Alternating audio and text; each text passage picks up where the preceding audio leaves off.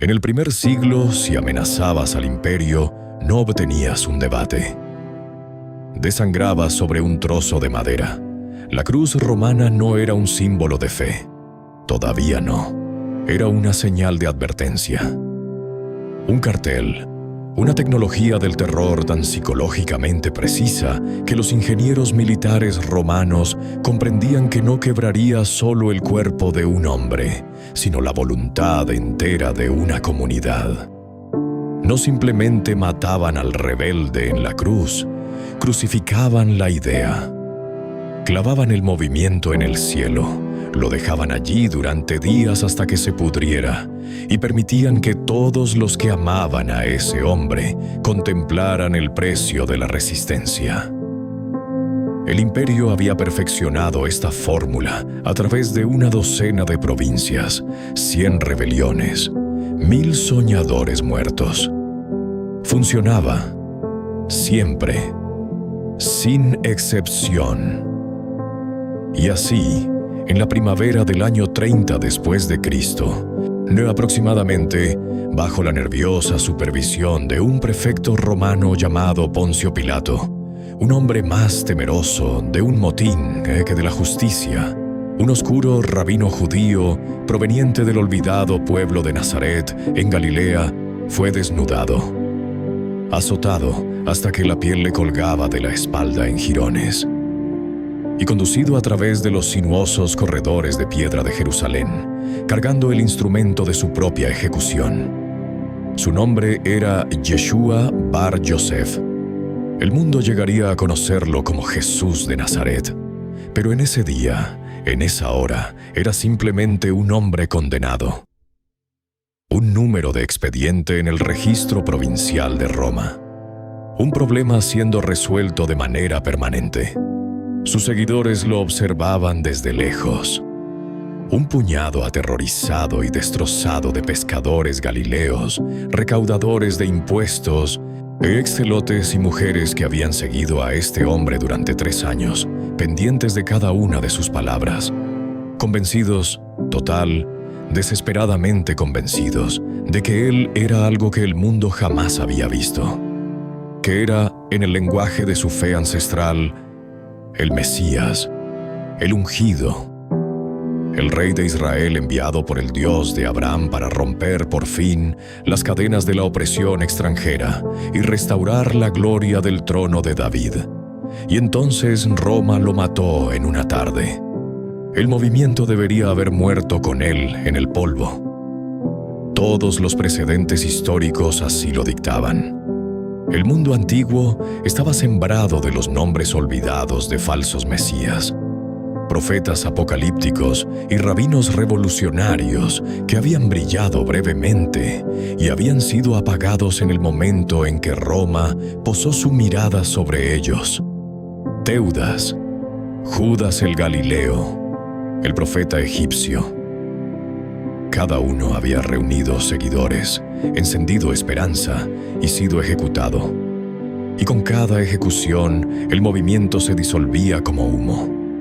Los seguidores se dispersaban, los discípulos eran asesinados o regresaban silenciosamente a sus vidas anteriores, confiando en que las autoridades no los hubieran notado. Este era el patrón.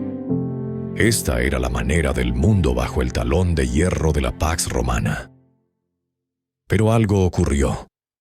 Algo para lo que ningún prefecto romano había planificado, que ningún sumo sacerdote judío había contemplado, y que ningún historiador del primer siglo hubiera podido explicar con suficiencia.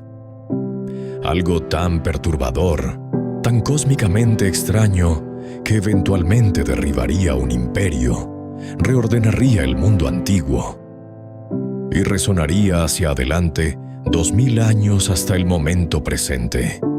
Algo que transformó a un pequeño grupo de refugiados galileos aterrorizados en la comunidad más trascendental de la historia humana. La tumba estaba vacía.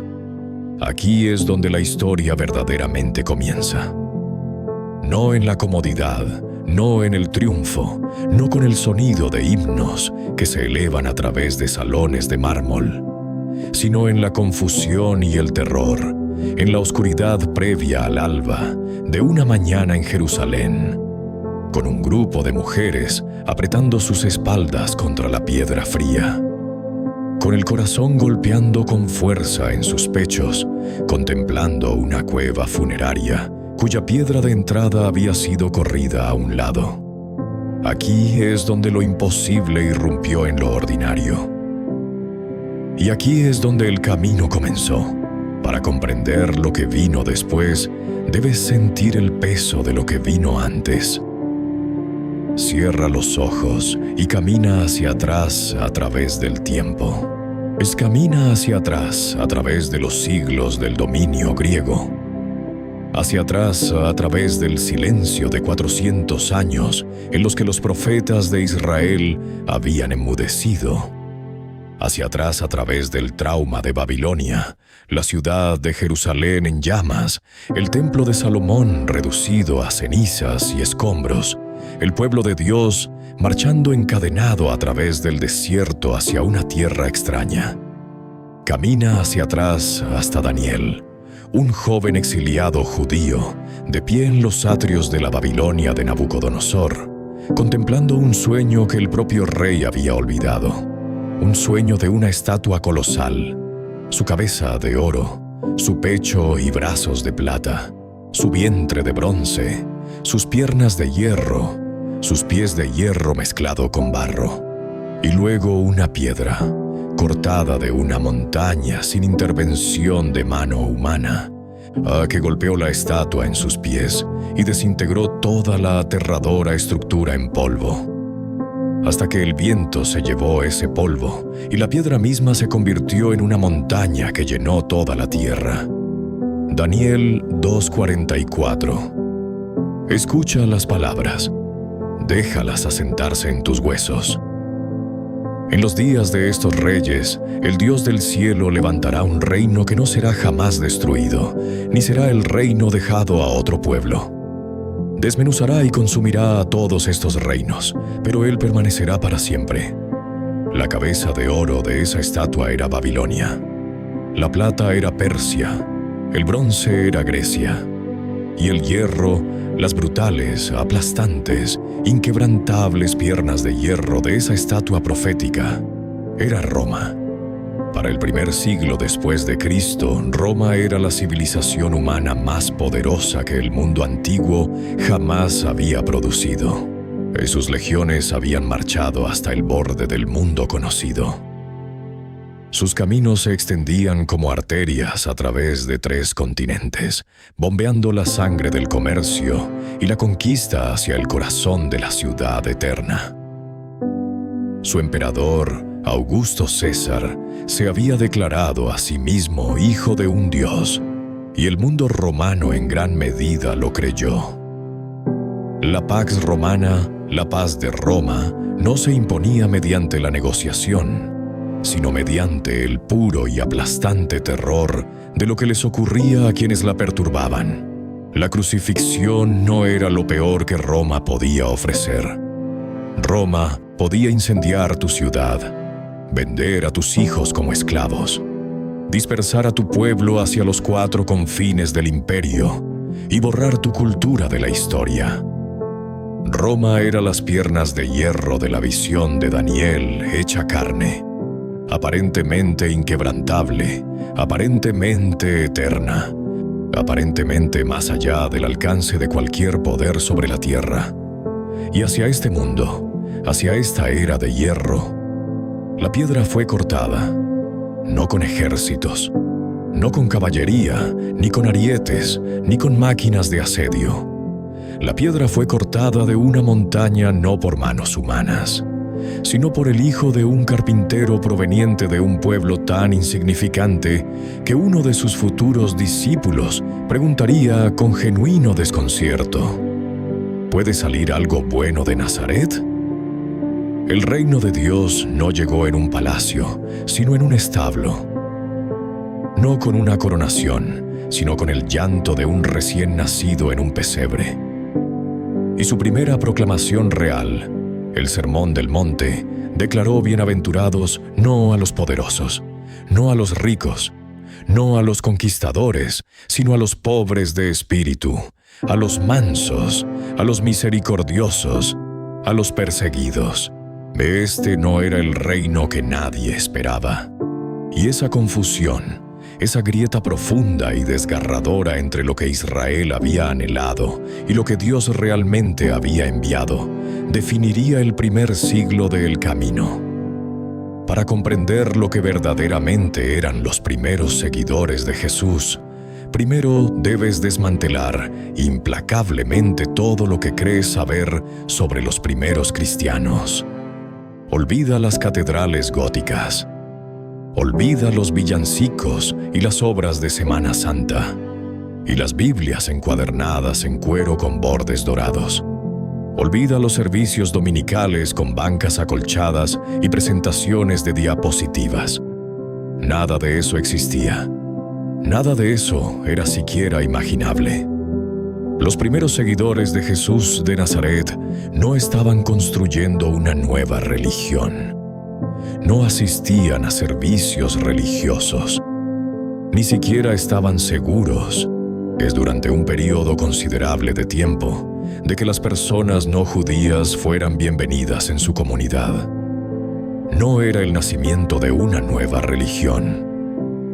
Era un movimiento de renovación judía, encendiéndose desde adentro. Esta es la textura de la verdad.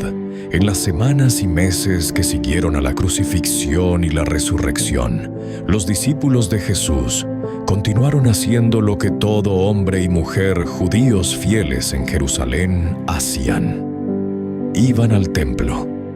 Todos los días, nos dice Hechos capítulo 2, se dedicaban a la enseñanza de los apóstoles, a la comunión, a la fracción del pan y a la oración en los atrios del templo.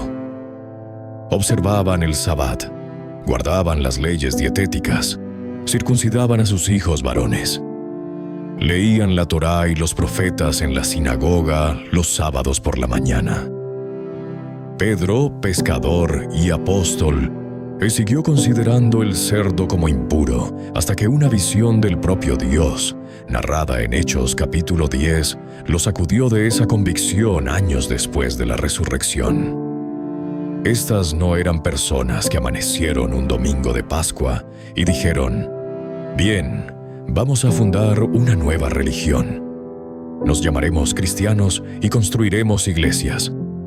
Eran personas judías, profunda, total, apasionadamente judías, que creían con cada fibra de su ser que el Dios de Israel había hecho algo sin precedentes a través del rabino de Nazaret, que había sido resucitado de entre los muertos, que esa resurrección era el comienzo de la gran era que los profetas habían prometido, el amanecer de un mundo nuevo, la irrupción del reino de Dios.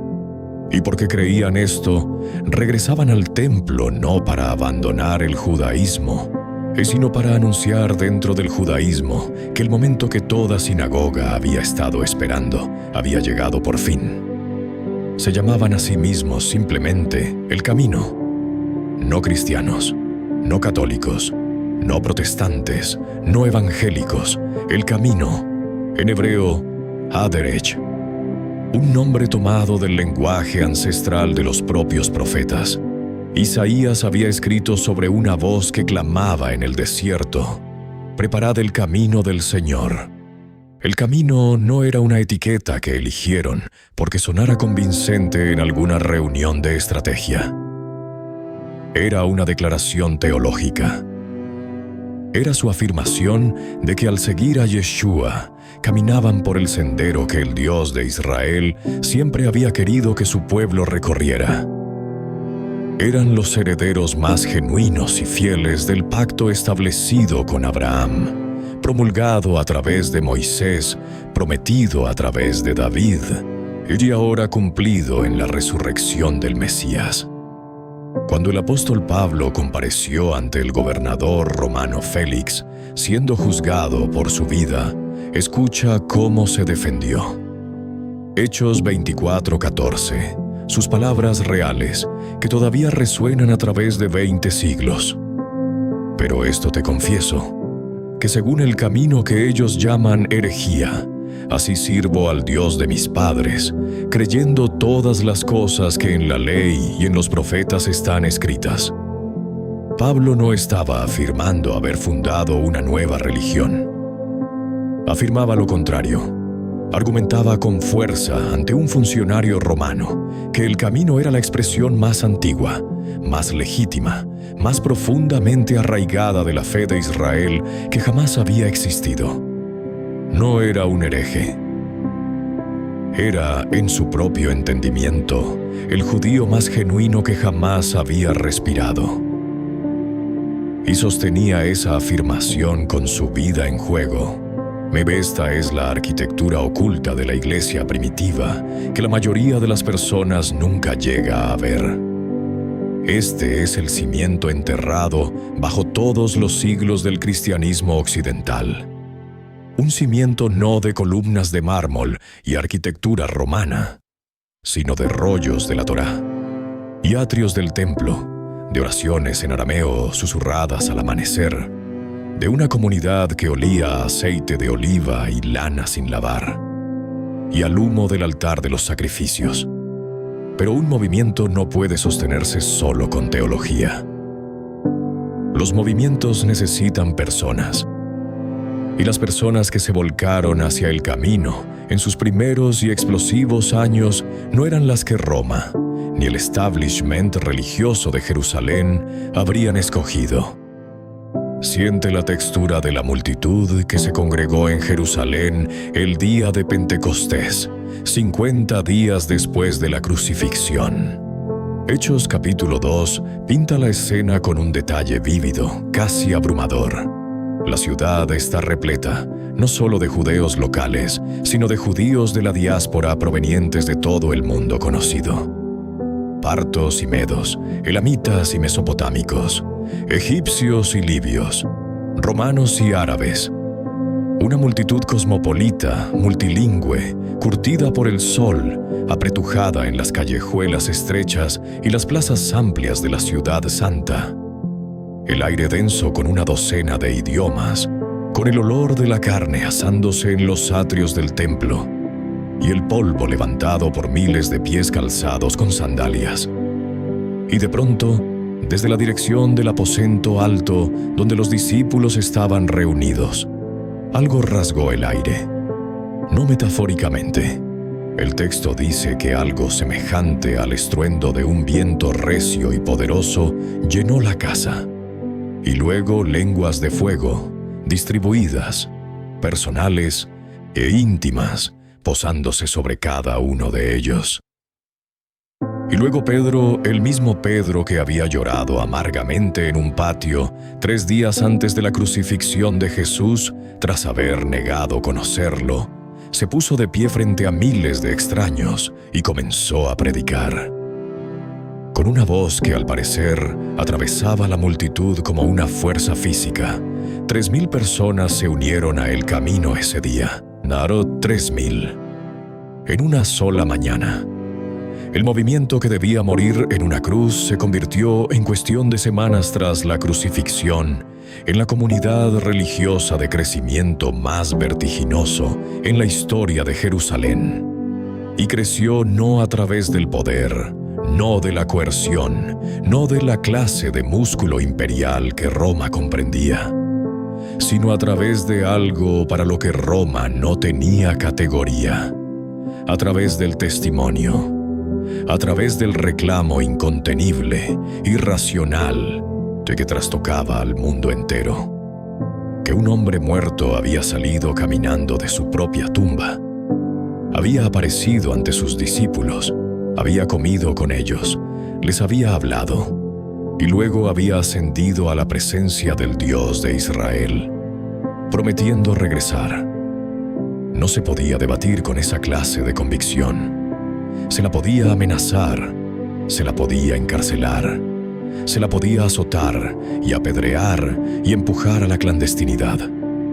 Pero no se la podía silenciar con argumentos, porque las personas que hacían este reclamo no lo hacían sobre la base de la filosofía, lo hacían sobre la base del testimonio personal. Lo vimos, decían, repetidamente, con insistencia, ante gobernadores y reyes y sumos sacerdotes y turbas enfurecidas. Lo vimos, estaba muerto y estaba vivo de nuevo. Y apostaremos nuestras vidas a esa verdad. El camino se extendió por Jerusalén como el agua a través de la piedra agrietada, encontrando cada grieta, cada fractura en el paisaje religioso y social del judaísmo del primer siglo, y fluyendo a través de ellas.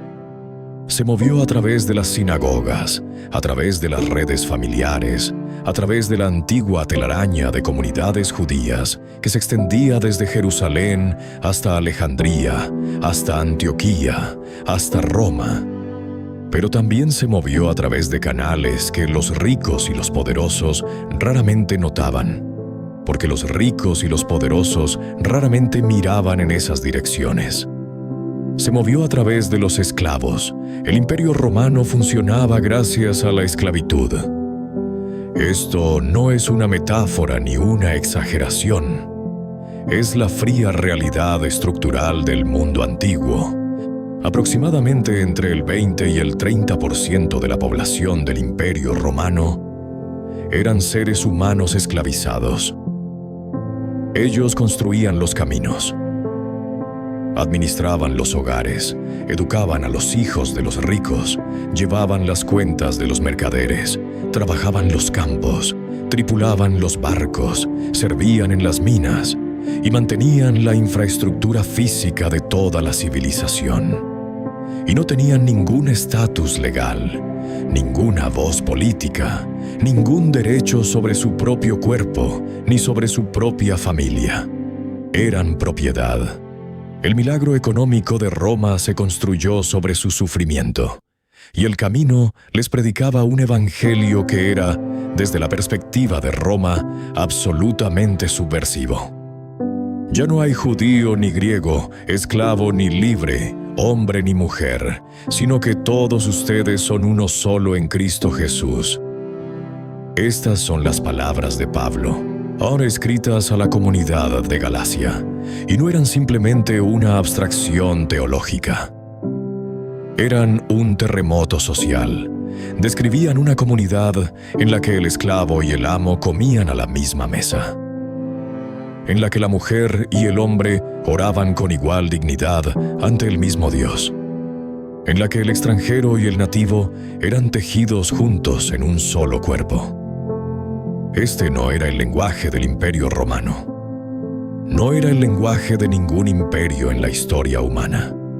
Era algo genuinamente nuevo, no una nueva religión, sino una nueva clase de comunidad, una nueva clase de pertenencia, un reordenamiento radical del mundo social que estaba disfrazado, a los ojos de Roma, como una secta judía inofensiva que discutía sobre un rabino muerto. No era inofensiva, y Roma con el tiempo lo descubriría. De la primera década del camino, no era todavía una historia de persecución y martirio. Eso vendría. Pero en los primeros años, los años que se extendían desde aproximadamente el 30 después de Cristo, hasta mediados de los años 40, el drama principal era interno, era teológico. Era el argumento agonizante, hermoso y a menudo furioso sobre lo que este movimiento era realmente y para quién era realmente. Camina por las estrechas calles de Jerusalén en esos años y podrás sentir la tensión en el aire. Los seguidores del camino se reúnen a diario en las casas de los demás, en los aposentos altos de los concurridos barrios residenciales de Jerusalén, a la sombra de los atrios exteriores del templo, en las sinagogas donde debaten con sus compañeros judíos sobre la interpretación de las Escrituras. Sus comidas son sencillas: pan, vino, aceitunas, no quizás un trozo de pescado si alguien había ido al mercado. Comen juntos no solo porque tienen hambre, sino porque comer juntos es, en el mundo judío antiguo, un acto de radical solidaridad social. Compartir una mesa es compartir una vida. Partir el pan juntos es declarar que se pertenecen los unos a los otros. Y pertenecer los unos a los otros es precisamente lo que esta comunidad todavía está tratando de descifrar. Porque la pregunta que ya está comenzando a agrietar la superficie del camino, la pregunta que eventualmente lo transformará todo, es esta: ¿quién es bienvenido? Los primeros seguidores de Jesús eran judíos, total y exclusivamente judíos. El propio Jesús había sido judío. Sus 12 discípulos eran judíos. Su círculo íntimo, su familia, las mujeres que habían apoyado su ministerio y que habían sido las primeras testigos de la resurrección, todos judíos. La comunidad en Jerusalén que se congregó tras el Pentecostés era una comunidad judía que adoraba al Dios judío, leía las escrituras judías y discutía en la tradición judía sobre el significado de la historia judía. Pero algo ya estaba comenzando a desplazarse en los márgenes, porque la resurrección, si era verdad, y ellos apostaban sus vidas a esa verdad, no pertenecía solo al pueblo judío. La resurrección era un acontecimiento cósmico. Era, en la teología que ya se estaba formando en la mente de personas como Pablo de Tarso, el comienzo de la renovación de todas las cosas, el primer día de la nueva creación. Y si el Dios de Israel había resucitado a su Hijo de entre los muertos como las primicias de una resurrección que eventualmente abarcaría a toda la humanidad, ¿qué significaba eso para los gentiles? Para los griegos y los romanos, y los egipcios, y los persas, y todas las naciones que siempre habían permanecido fuera del pacto de Israel, mirando desde afuera, esta pregunta herviría y eventualmente estallaría en el primer gran concilio de la iglesia primitiva, narrado en Hechos capítulo 15, el concilio de Jerusalén, donde los líderes del camino se reunieron para luchar con el asunto teológico más divisivo que jamás habían enfrentado. Necesitaban los seguidores gentiles de Jesús circuncidarse y seguir la Torá completa para ser verdaderamente parte de la comunidad. Pedro recontaría su visión. Pablo y Bernabé narrarían historia tras historia de gentiles que habían recibido el Espíritu de Dios, sin circuncisión, sin plena observancia de la Torá, sin convertirse al judaísmo en el sentido tradicional. Y Jacobo, el hermano del propio Jesús, el líder de la comunidad de Jerusalén, emitiría un juicio que fijaría la trayectoria de todo el movimiento. Los gentiles entraban, plenamente, con requisitos específicos pero mínimos. El muro entre judíos y gentiles, no demolido sino abierto. Una puerta tallada en piedra ancestral. Esta decisión, debatida en una habitación que probablemente olía a lámparas de aceite y cuerpos sin lavar, argumentada en una mezcla de arameo, hebreo y griego, que registrada no en los salones de mármol del Senado, sino en las epístolas de un rabino convertido en apóstol que escribía desde la prisión. Esta decisión cambiaría el mundo. Pero el mundo no lo sabía aún. El mundo no lo sabía aún, porque el camino seguía siendo, según los estándares del Imperio Romano, invisible, una secta menor. Una nota al pie. Un puñado de miles esparcidos por unas pocas ciudades en Palestina, Siria y Asia Menor, practicando sus comidas y sus oraciones y su extraña e inquietante igualdad social en los espacios privados de sus hogares, bajo el radar de la maquinaria de hierro del imperio. Roma no miraba todavía, no de cerca, no con cuidado, no con todo el peso aterrador de su atención. Eso vendría. Y cuando viniera, no vendría solo como persecución, sino como apocalipsis, debido porque Roma estaba a punto de hacer algo que ningún general había ordenado, que ningún emperador había planeado, y que ningún estratega había previsto como algo distinto a una necesidad militar.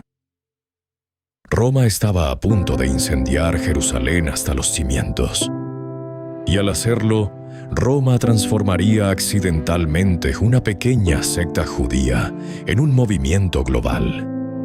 Accidentalmente pondría en libertad sobre los caminos de su propio imperio la misma fuerza espiritual que había intentado contener. Accidentalmente, en una noche catastrófica y ardiente de destrucción, cumpliría la antigua profecía de la piedra cortada sin manos humanas, al destrozar el mundo mismo del que el camino dependía, obligándolo a convertirse en algo nuevo, algo más grande, algo más salvaje, algo que Roma no podría matar. Pero en los años anteriores a esa catástrofe, había un hombre que haría más que cualquier otro ser humano para moldear el mundo en el que vivimos hoy, que todavía es en las calles de Jerusalén, cazaba a los seguidores del camino con la furia celosa de un verdadero creyente, decidido a aplastar lo que él veía como una herejía peligrosa. Su nombre era Saulo, era de Tarso. Había estudiado bajo la tutela del más grande rabino de su generación. Tenía la autoridad legal para arrestar, para encarcelar, para quedarse a un lado y observar con aprobación mientras un hombre llamado Esteban era apedreado hasta la muerte en una calle de Jerusalén. El primer mártir del camino, cayendo de rodillas bajo la lluvia de piedras y orando con su último aliento por el perdón de los hombres que lo estaban matando.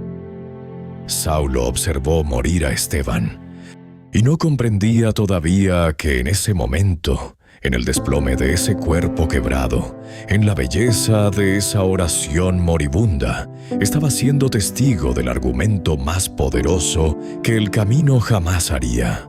Todavía no lo comprendía, pero en un camino polvoriento, blanqueado por el sol que se extendía hacia Damasco, bajo el cielo de Siria, con una luz más brillante que el sol del mediodía, cegándolo de repente desde lo alto, y una voz, no la voz de un fantasma, no la voz de un sueño, sino una voz de una realidad insoportable, presente, viva, haciéndole una pregunta que destrozaría todo lo que él creía saber. Todo estaba a punto de cambiar. El camino a Damasco no era un camino construido para la transformación espiritual.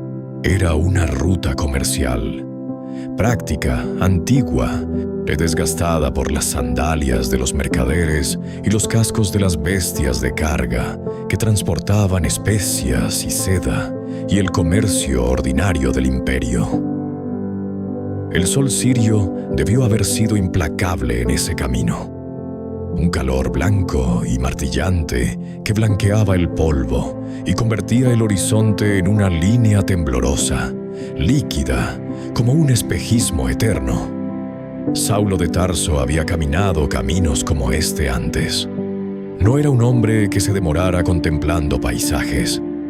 Era un hombre en una misión, moviéndose con el paso concentrado y deliberado de alguien que comprendía que la herejía no esperaba, que los seguidores del camino en Damasco ya habían tenido demasiado tiempo, y que las cartas en su bolso, la autorización del sumo sacerdote para arrestarlos, eran en sus manos un instrumento de la propia justicia de Dios. Era, por cualquier medida de su mundo, extraordinario. Nacido en Tarso, una ciudad cosmopolita en la costa meridional de lo que hoy es Turquía, una ciudad cuyas bibliotecas rivalizaban con Alejandría, cuya tradición intelectual estaba tejida con la filosofía griega, la vida cívica romana y la antigua fe hebrea de la diáspora. Saulo era ciudadano romano de nacimiento, fariseo de formación, discípulo del gran rabino Gamaliel en Jerusalén, una de las mentes teológicas más agudas de su generación. Un hombre que podía debatir la Torá en hebreo, hacer negocios en arameo y escribir filosofía en griego, todo con igual fluidez. Era el equivalente del primer siglo de un conservador religioso brillante, acreditado y profundamente apasionado, absolutamente convencido de que su comprensión de Dios era correcta, absolutamente convencido de que el camino era una peligrosa desviación y absolutamente dispuesto a usar cada herramienta de autoridad legal a su alcance para detenerlo. Ya había visto morir a Esteban. Había sostenido los mantos de los hombres que lanzaron las piedras, permaneciendo a un lado con una especie de aprobación burocrática. La autorización de un hombre joven que todavía no había ensuciado sus propias manos, pero que ya había dado su pleno consentimiento moral a la violencia en nombre de Dios. La muerte de Esteban debería haber sido el fin. El arresto y la dispersión de los líderes del camino desde Jerusalén debería haber quebrado el movimiento. En efecto, los dispersó, pero dispersar resultó no era lo mismo que destruir. Dispersar era, en la economía de Dios, una forma de sembrar. De a donde quiera que los aterrados seguidores del camino huyeron bajo el peso de los arrestos, a Samaria, a Antioquía, a la costa, a las islas, llevaban la historia consigo. La llevaban como fuego sostenido entre las palmas de las manos, compartida en conversaciones susurradas en los hogares de familiares, en las sinagogas de las comunidades de la diáspora, en los puertos donde atracaban los barcos de todas las naciones, y las noticias del mundo se desplazaban más rápido que cualquier ejército. La persecución que Saulo había orquestado había transformado accidentalmente a El Camino de una secta localizada en Jerusalén en una red expansiva con raíces en una docena de ciudades del mundo antiguo. Saulo todavía no lo sabía. Cabalgaba hacia Damasco para cortar la siguiente raíz, y entonces el cielo se abrió.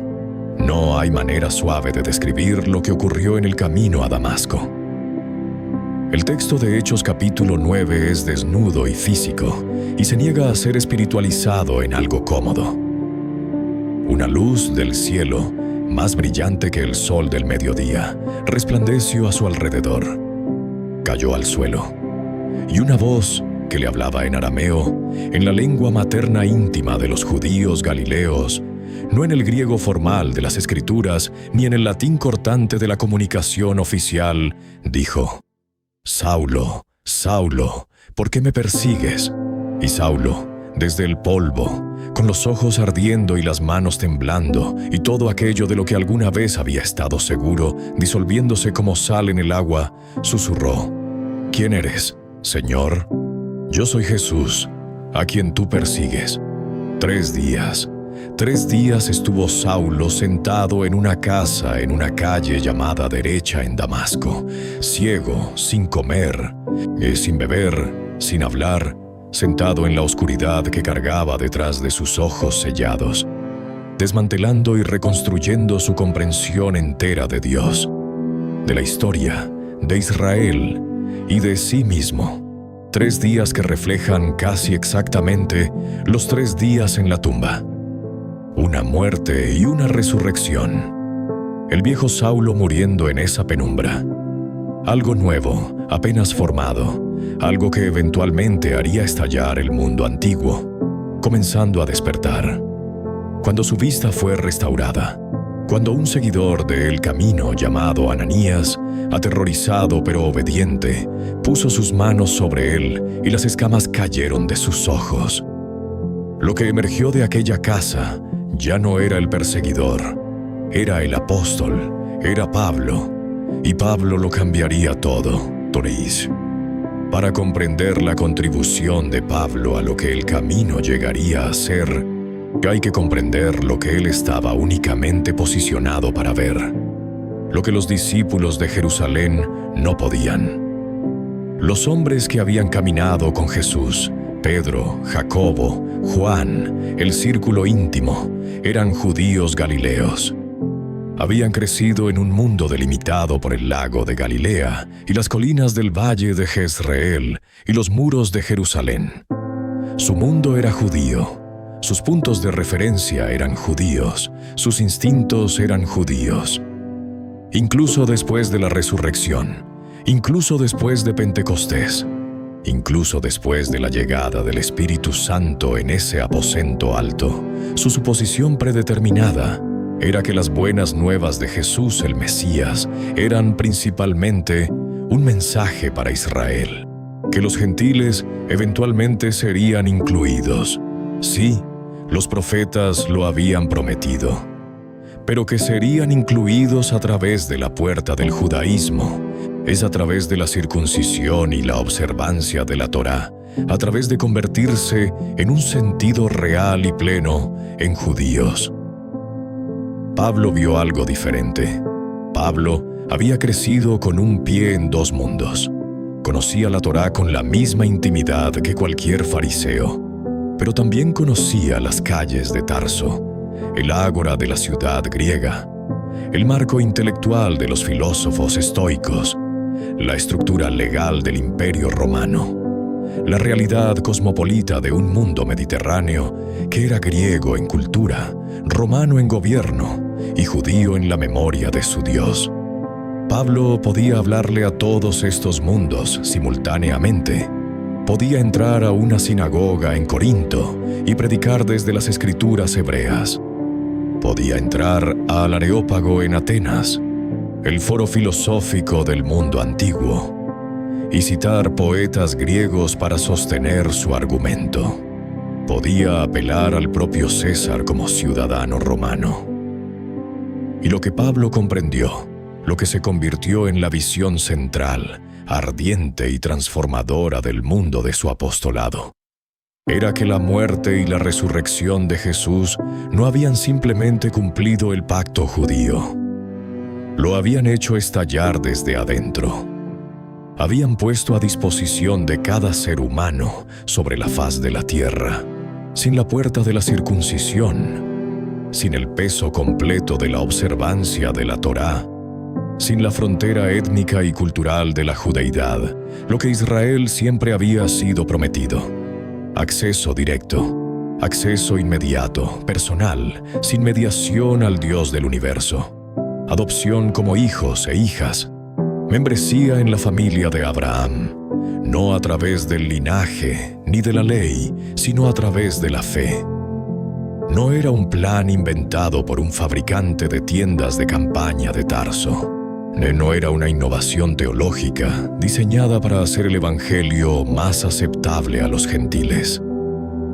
Era, argumentaba Pablo, en carta tras carta escrita desde celdas de prisión y habitaciones rentadas y las cubiertas balanceantes de barcos mediterráneos. El secreto que había estado oculto en las Escrituras desde el principio mismo. Dios siempre lo había querido así. Abraham había sido justificado por la fe antes de ser circuncidado. La promesa dada a Abraham era que a través de su descendencia todas las naciones serían bendecidas. La ley nunca había sido el destino. Siempre había sido el guardián, el tutor, el recipiente que sostuvo la promesa hasta que el tiempo fue propicio. Y el Mesías vino, y el recipiente ya no fue necesario, porque lo que había estado protegiendo ahora estaba disponible libremente para cualquiera con las manos abiertas. Pablo escribió estos argumentos en cartas largas, densas, teológicamente brillantes, emocionalmente crudas, escritas a comunidades de creyentes dispersos por todo el Imperio Romano.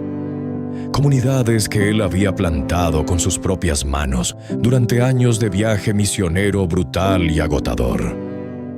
Cartas que eran copiadas y compartidas y leídas en voz alta a la luz del fuego, en iglesias domésticas atiborradas, pasadas de comunidad en comunidad a lo largo de las rutas comerciales del imperio, acumulando autoridad e influencia hasta que se convirtieron en lo que nadie en el primer siglo podría haber imaginado que llegarían a ser: los documentos fundacionales de una religión global.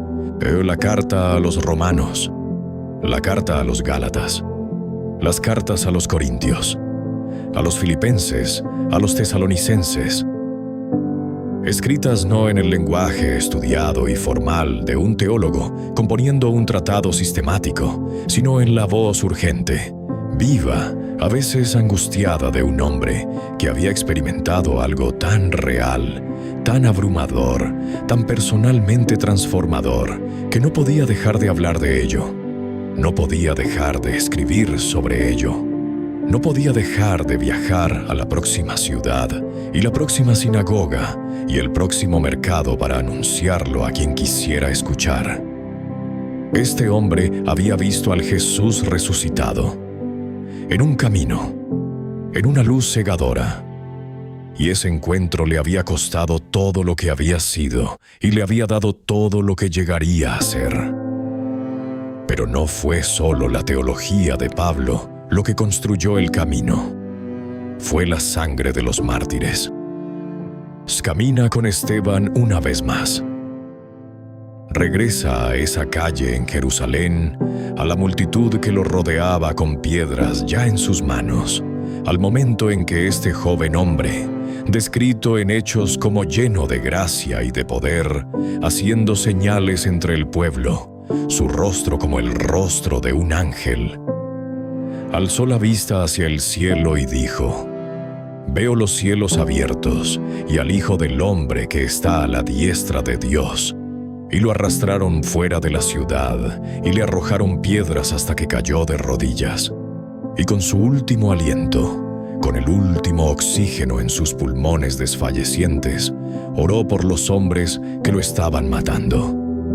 «Señor, no les tomes en cuenta este pecado». Y Saulo de Tarso estaba allí, observando, sosteniendo los mantos de los verdugos, aprobando lo que Roma y el establishment de Jerusalén comprendían sobre el martirio. Es lo que todo régimen a lo largo de la historia ha comprendido: que matar a un líder mata a un movimiento. Decapita la organización y el cuerpo muere. Es una estrategia racional, probada, validada históricamente. Lo que no comprendían, lo que el camino comprendía instintivamente, codificado en la propia memoria de lo que le había ocurrido a su fundador, era que en esta comunidad particular, la muerte había sido permanentemente reenmarcada. La muerte no era el final. La muerte no era siquiera el enemigo. La muerte era, para quienes habían apostado sus vidas a la resurrección de Jesús, la puerta a través de la cual la historia continuaba. El mártir no era derrotado. El mártir era ascendido. Y el mundo que observaba lo notó. No fueron los argumentos los que construyeron el camino. No fue la teología, por más brillante y transformadora del mundo que fueran las cartas de Pablo. Fue la visión de personas, esclavos y libertos, mujeres y mercaderes, soldados y eruditos que enfrentaban la muerte no con desafío ni desesperación, sino con una paz extraña, luminosa, imposible, que morían perdonando a sus asesinos, que se erguían en la arena no gritando sino cantando. El mundo romano tenía una sofisticada tradición filosófica en torno a enfrentar la muerte con dignidad. Los filósofos estoicos escribieron extensamente sobre morir bien, pero nunca habían visto nada como esto. Esto no era resignación filosófica. No eran los dientes apretados de un hombre que ha decidido que el dolor pronto terminará. Esto era alegría. Una alegría inexplicable, irracional, de que desafiaba al mundo entero. La gente lo notó. La gente preguntó por qué. Y la respuesta, siempre la misma respuesta, repetida en mazmorras y salas de tribunal y sobre la arena de los anfiteatros desde Jerusalén hasta Roma, era esta: porque resucitó. Porque si resucitó, entonces la muerte es una puerta, no una pared. Porque si resucitó, entonces nada de lo que Roma pueda hacernos es la última palabra. La sangre de los mártires se convirtió en la semilla de la Iglesia. Esto no es meramente una frase poética. Es una observación histórica que desconcertó a los estrategas de Roma durante 3 siglos. Cada oleada de persecución diseñada para exterminar a El Camino terminó expandiéndolo. Cada muerte escenificada como demostración pública del poder imperial terminó sirviendo como demostración pública de algo para lo cual Roma no tenía vocabulario. Un poder que Roma no podía igualar, no podía explicar y no podía matar. Y entonces llegó el año 70 después de Cristo. Y todo cambió. Siente el peso de lo que se acerca. Siente la tierra temblando bajo los pies de 60.000 soldados romanos marchando hacia los muros de Jerusalén bajo el mando del general Tito, hijo del nuevo emperador Vespasiano. La revuelta judía había estado ardiendo durante 4 años. Un levantamiento desesperado y catastrófico contra la tributación romana y la ocupación romana, alimentado por una mezcla tóxica de nacionalismo celote, expectativa apocalíptica y la rabia humana ordinaria de un pueblo que había sido humillado y oprimido más allá del límite de la resistencia. Roma había enviado un ejército. Roma siempre enviaba un ejército. El asedio de Jerusalén duró 5 meses. Al final de ese tiempo, la ciudad era irreconocible. Las calles que habían estado llenas de peregrinos y mercaderes y el comercio diario de una ciudad santa estaban ahogadas en muerte. La población, hinchada por refugiados que habían inundado la ciudad desde el campo en busca de la protección de sus muros, había sido diezmada por el hambre, la enfermedad y la matanza. Josefo, el historiador judío que fue testigo de la destrucción, registró cifras que los estudiosos modernos todavía debaten, pero sobre las que todos coinciden en que representaban una catástrofe de escala casi incomprensible. Y entonces Tito ordenó quemar el templo. El templo, la casa de Dios, el lugar donde había habitado la gloria del Señor, el eje alrededor del cual giraba toda la vida judía y la vida del camino, todavía enraizada en la práctica judía. La estructura que Herodes el Grande había pasado décadas embelleciendo hasta convertirla en una de las maravillas del mundo antiguo. Sus muros de piedra caliza blanca, visibles desde kilómetros de distancia. Sus puertas doradas captando el sol de la mañana y arrojando luz sobre las colinas de Judea. El lugar a donde los discípulos de Jesús habían ido cada día tras la resurrección para orar y enseñar y anunciar las buenas nuevas. El lugar que era, para los seguidores del camino, todavía hogar. Pues los romanos lo quemaron hasta sus cimientos en el 9º día del mes de Av, una fecha tan catastrófica en la memoria judía que todavía se llora cada año hasta el día de hoy. Porque el primer templo, el templo de Salomón, también había sido destruido el 9º de Av por los babilonios, 6 siglos antes. El humo de Jerusalén se elevó hacia el cielo como una herida abierta en el mundo. Y cuando se disipó, todo era diferente. La destrucción de Jerusalén y del templo no fue meramente un acontecimiento militar. fue un terremoto teológico que sacudió hasta los cimientos a cada comunidad judía del mundo antiguo. El centro del judaísmo, geográfico, espiritual, litúrgico, había desaparecido. El sistema sacrificial había desaparecido. El sacerdocio había desaparecido. La infraestructura del culto en el templo, que había anclado la identidad judía durante 1000 años, era escombros y cenizas. Cada comunidad judía en el imperio y cada comunidad del Caminot se veía forzada a responder la misma pregunta cruda y desesperada. ¿Y ahora qué? Para el judaísmo mayoritario, la respuesta vino de los rabinos. Las grandes academias rabínicas, eventualmente en Yavné y más tarde en Galilea, comenzaron el largo, doloroso y extraordinariamente creativo proceso de reimaginar el judaísmo sin un templo. La oración reemplazaría al sacrificio. La sinagoga reemplazaría al templo. El rabino reemplazaría al sacerdote. La Torá sería el hogar que el pueblo llevaría consigo a donde quiera que fuera. Un país portátil de la mente y el espíritu que ningún imperio podría quemar ni ocupar. Este es el judaísmo que sobrevivió hasta el mundo moderno, resiliente, centrado en el texto, profundamente comunitario. Una civilización construida sobre la palabra más que sobre la piedra. Para el camino, el terremoto fue diferente. Porque el camino ya había estado haciendo algo que la destrucción del templo, terrible como era, no les había arrebatado en realidad. Ya habían reubicado la presencia de Dios. No en un edificio, no en un centro geográfico, sino en la comunidad misma. En las personas. Pablo ya lo había escrito con palabras que debieron sonar casi blasfemas para los oídos judíos. ¿O ignoráis que vuestro cuerpo es templo del Espíritu Santo, el cual está en vosotros? El seguidor de Jesús no iba a un templo para encontrar a Dios. El seguidor de Jesús era un templo.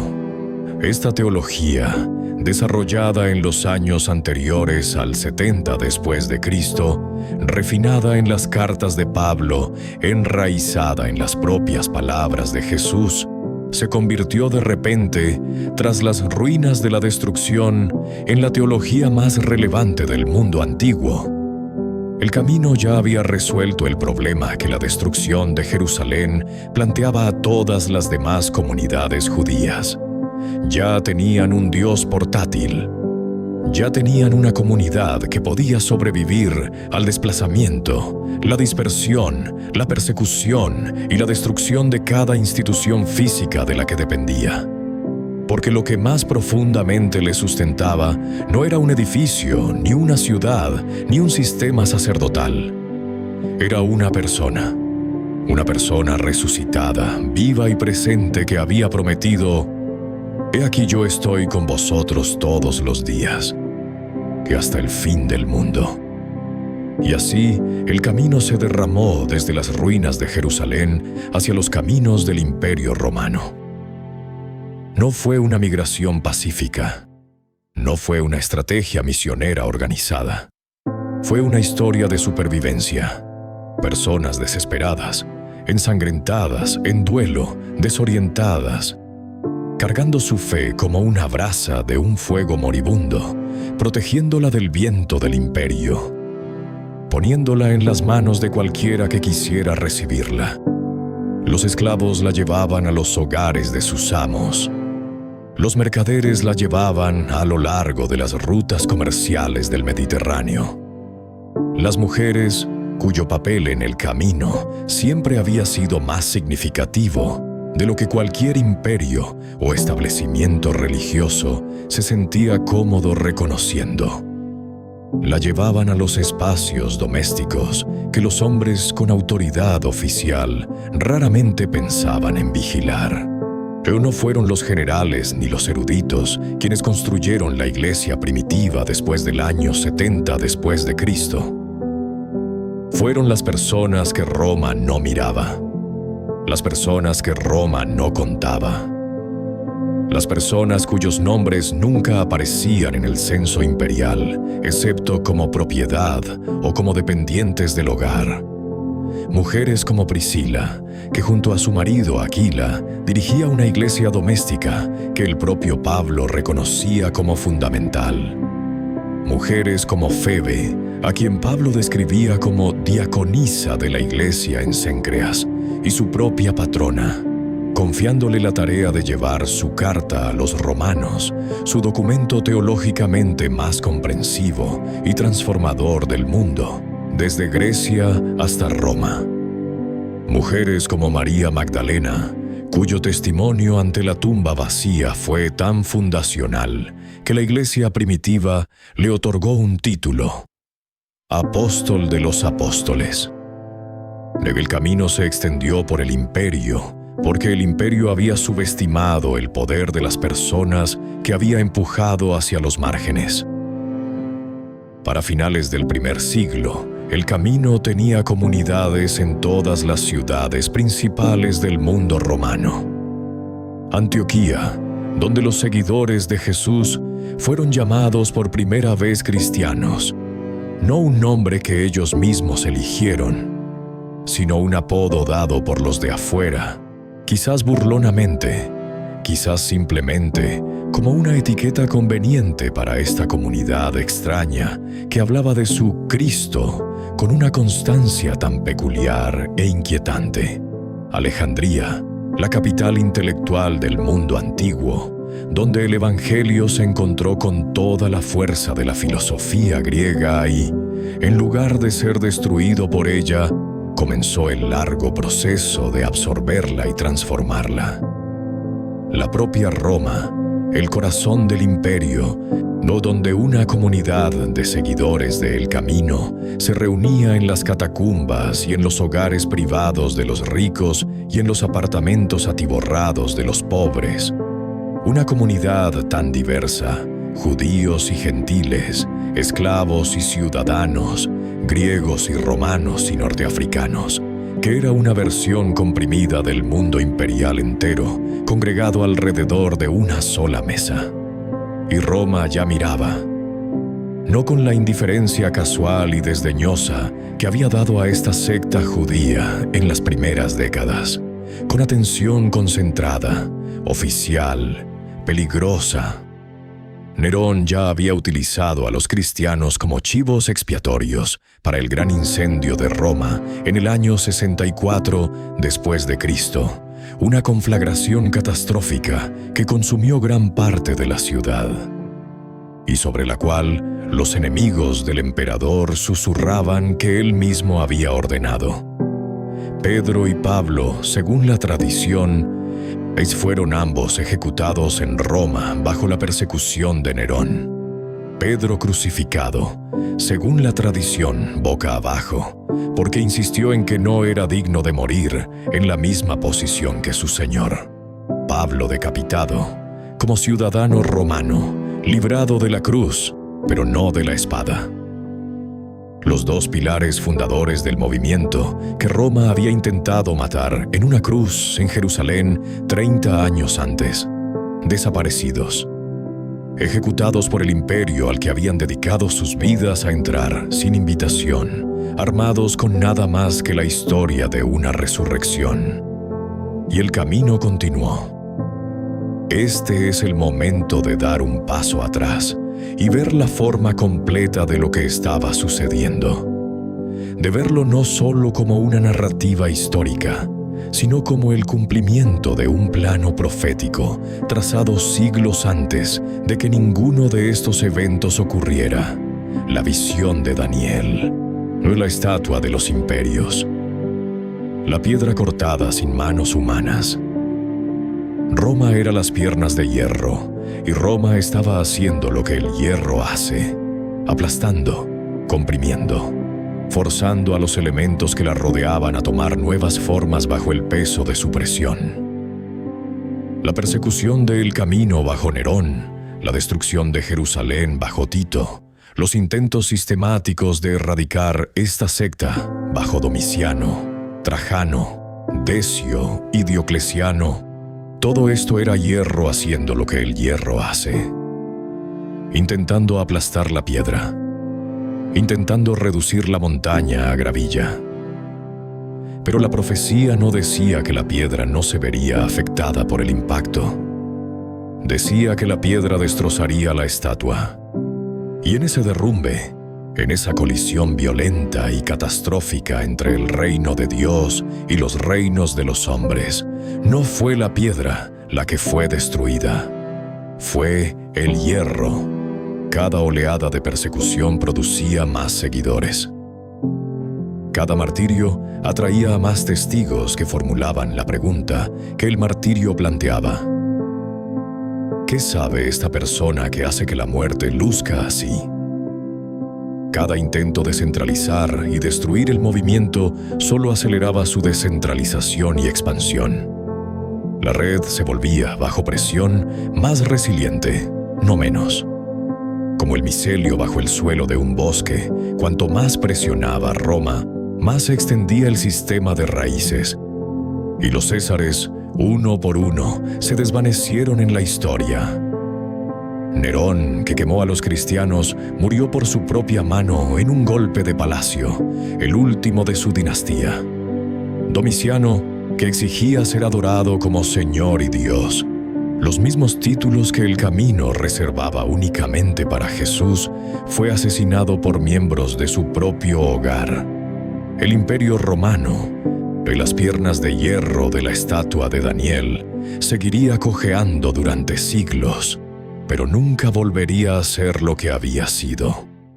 Ya se estaba agrietando en los pies, el hierro mezclándose con el barro. La coherencia del imperio, fragmentándose en facciones y guerras civiles, y el lento y desgarrador declive, que Gibbon un día describiría como la caída de la más grande civilización que el mundo antiguo había producido. ¿Y la piedra? ¿La piedra que fue cortada sin manos humanas? En el año 313 después de Cristo, el emperador Constantino promulgó el Edicto de Milán, legalizando el cristianismo en todo el Imperio Romano.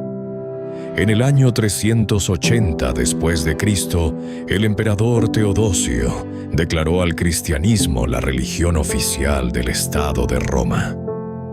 La fe que había comenzado en el aposento alto de una casa en Jerusalén, entre un pequeño grupo de galileos aterrorizados que habían visto a su rabino morir en una cruz, se había convertido en la religión oficial del imperio que lo había crucificado. La piedra se había convertido en una montaña que llenaba la tierra. Pero aquí es donde la historia no termina. Aquí es donde la narrativa ancestral se vuelve incómodamente, urgentemente, personalmente relevante. La historia del camino no ha concluido. Nunca fue diseñada para concluir en el primer siglo. El movimiento que Jesús puso en marcha, que Pablo extendió, que los mártires sellaron con su sangre, que la destrucción de Jerusalén dispersó por la faz del mundo romano. Este movimiento siempre estuvo orientado hacia un horizonte, siempre avanzando hacia una conclusión que ninguno de los seguidores del primer siglo viviría para ver. Una conclusión que las escrituras que cargaban describían con imágenes vívidas y transformadoras del mundo. El propio Jesús lo había dicho, en voz baja pero inequívocamente, en un aposento alto en la noche de su arresto, a 11 hombres aterrorizados que todavía no comprendían del todo lo que se les estaba diciendo. No se turbe vuestro corazón, creéis en Dios, creed también en mí. En la casa de mi Padre muchas moradas hay. Voy pues a preparar lugar para vosotros. Y si me fuere y os prepararé lugar, vendré otra vez, y os tomaré a mí mismo. Vendré otra vez. Los primeros seguidores del camino vivían bajo la expectativa ardiente de ese retorno. No era una abstracción teológica distante para ellos. Era el eje alrededor del cual giraban sus vidas cotidianas. El saludo que intercambiaban, Maranatha, concepto en arameo no era una frase litúrgica formal. Era un grito de anhelo urgente desde el corazón de una comunidad que había visto al Jesús resucitado y no podía dejar de esperar el día en que el mundo viera lo que ellos habían visto. Maranata. Ven, Señor, ven pronto. 2000 años han transcurrido desde que esa oración fue susurrada por primera vez a la luz del fuego en una iglesia doméstica de Jerusalén. 2000 años desde que la piedra golpeó la estatua y el imperio comenzó a agrietarse. 2000 años desde que la tumba vacía resquebrajó la comprensión que el mundo tenía sobre lo que era la muerte y lo que había más allá de ella. Y la oración continúa, porque el mundo que habitamos, con todos sus satélites y teléfonos inteligentes, con todos sus milagros médicos y prodigios tecnológicos, lee con toda la extraordinaria distancia que la civilización humana ha recorrido, desde esa colina en forma de cráneo a las afueras de los muros de Jerusalén, sigue siendo reconociblemente el mundo de los imperios y el exilio, de los marginados que presionan sus rostros contra el cristal del poder, todavía esperando. El hierro y el barro de la visión de Daniel todavía se mezclan, todavía se agrietan, todavía producen la inestabilidad que todo analista geopolítico e historiador y comentarista social percibe al borde de cada ciclo de noticias. Las naciones todavía están en tumulto. Los sistemas todavía le fallan a las personas a quienes debían servir. Los poderosos todavía aplastan a los débiles. Los viejos órdenes todavía se desmoronan y nuevos órdenes todavía se alzan. Y la pregunta que animó a los primeros seguidores del camino, la pregunta que los lanzó a los caminos del Imperio Romano con nada más que una historia y una oración, sigue siendo la pregunta más importante que un ser humano puede enfrentar. ¿Es verdad? ¿Resucitó? Porque si resucitó, entonces todo lo que el camino creía sobre la muerte es correcto. Y si todo lo que el camino creía sobre la muerte es correcto, entonces todo lo que Roma temía sobre este movimiento también era correcto, que era y es y siempre será más allá del alcance de cualquier imperio para destruir. Que la piedra cortada sin manos humanas todavía se mueve, todavía crece, todavía llena la tierra. Y que el reino de la gracia radical y el autosacrificio y la dignidad irreducible de cada ser humano hecho a imagen de Dios no es una nota al pie en la historia, es el destino de la historia. Y si Él va a regresar, entonces el remanente tiene una tarea pendiente. El remanente. Esa palabra cargada con el peso de toda la historia de Israel, los pocos fieles que permanecieron cuando la mayoría transigió, cuando la presión era demasiado grande, cuando el imperio ofrecía comodidad a cambio del silencio. El remanente de Isaías, el remanente de Elías, escondido en las cavernas de Horeb, convencido de que era el último que quedaba, solo para descubrir que Dios había reservado 7,000 que no habían doblado la rodilla ante Baal. El remanente del camino que sobrevivió a Nerón, a Domiciano, a Decio y a Diocleciano. El remanente que sobrevivió la institucionalización de la Iglesia, la corrupción del poder, los siglos de compromiso y contratestimonio, y aún así llevó el fuego hacia adelante en las manos de personas cuyos nombres la historia en su mayor parte no se molestó en registrar. Este documental comenzó en una colina en forma de cráneo, con el olor de la sangre sobre la piedra, con la máquina de matar más eficiente que el mundo antiguo jamás había producido, haciendo lo que fue diseñada para hacer: silenciar de manera permanente una voz que el imperio encontraba inconveniente. No permaneció en silencio. La voz que Roma crucificó un viernes por la tarde habló de nuevo un domingo por la mañana, en un jardín, a una mujer que lloraba porque pensaba que lo había perdido todo. Y esa voz, esa misma voz que había hablado el universo a la existencia, y que había llamado a Abraham desde Ur, que había partido el mar rojo y soplado vida sobre los huesos secos en la visión de Ezequiel. Esa voz le preguntó suavemente, casi con ternura: ¿por qué lloras? ¿A quién buscas? María Magdalena se volvió y lo vio, y todo lo que siguió. Cada iglesia doméstica y cada oración en las catacumbas, cada carta escrita desde una celda de prisión, cada mártir que cantó de camino al anfiteatro, cada esclavo que llevó el evangelio al hogar de un amo, cada mujer que plantó una comunidad en una ciudad que nunca había escuchado el nombre de Jesús, cada siglo de la expansión imparable, incontrolable, que sobrevivió a todos los imperios del reino de Dios a través de la faz de la tierra. Todo ello fluyó desde ese momento, desde un jardín, o desde una sola palabra pronunciada por una voz resucitada a una mujer que lloraba. Su nombre. María, así comenzó el camino.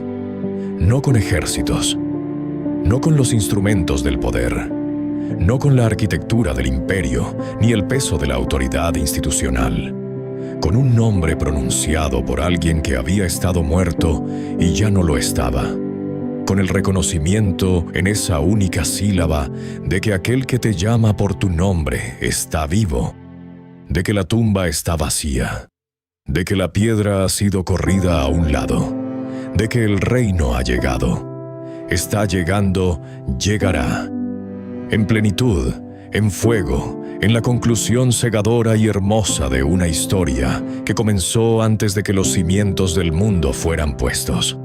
La Pax Romana impuso su paz con clavos y madera. El reino de Dios impuso su paz con gracia y una tumba vacía. Y 2000 años de historia han pronunciado el veredicto con claridad. Roma construyó un imperio. Jesús construyó algo más grande, algo más salvaje, algo que el imperio no podía contener. Construyó un camino, una comunidad, un pueblo, un movimiento que lleva, en las oraciones susurradas y el pan partido y los rostros reunidos de cada generación, el mismo fuego que ardió en ese aposento alto en Jerusalén, la misma esperanza que mantuvo a Esteban erguido mientras caían las piedras, la misma voz que pronunció el nombre de María en un jardín y puso en marcha toda esta larga historia. El camino sigue abierto. La invitación sigue en pie. El camino continúa. Y para quienes tienen oídos para oír, siempre lo hará.